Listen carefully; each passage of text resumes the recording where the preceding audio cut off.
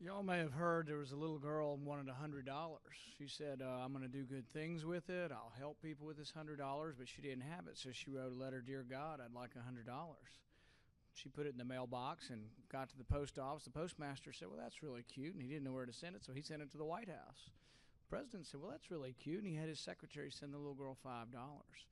She got the $5, and her parents had always told her to write a thank you note, and she said, Dear God. Senator, were you satisfied with the letter the Attorney General sent you?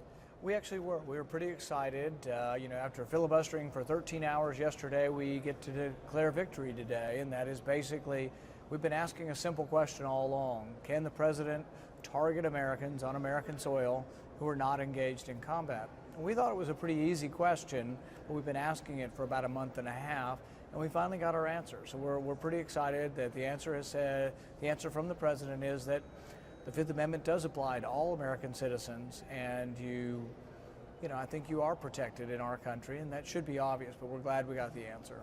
It was a real sensation on the internet. Did you track? Well, if you count them up, we probably had hundreds of responses. I've given a response every year. We live in the age of everybody has access to YouTube, the internet, so we give a response every year. So I didn't really see them as competing. I just saw them as complementary.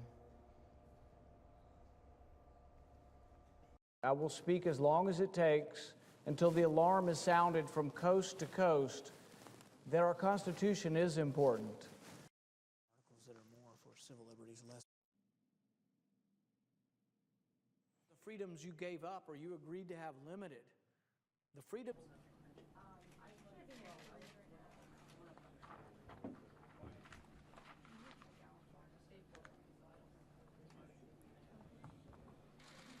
Good afternoon. Americans are rightly concerned about having all of their phone records collected and monitored all of the time.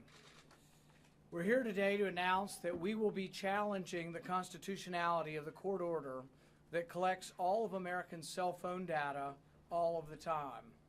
Our founding fathers objected to general warrants that allowed soldiers to go from house to house searching homes of American colonists. I think they would be equally horrified by a government that goes from phone to phone collecting data on all Americans all the time.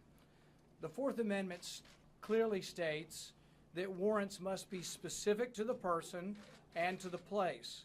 A court order that allows and does not name an individual target is clearly beyond the scope of the Fourth Amendment. So far, we have over 250,000 people who have signed up to be part of this legal case. First being charged with a crime without first being found to be guilty by a court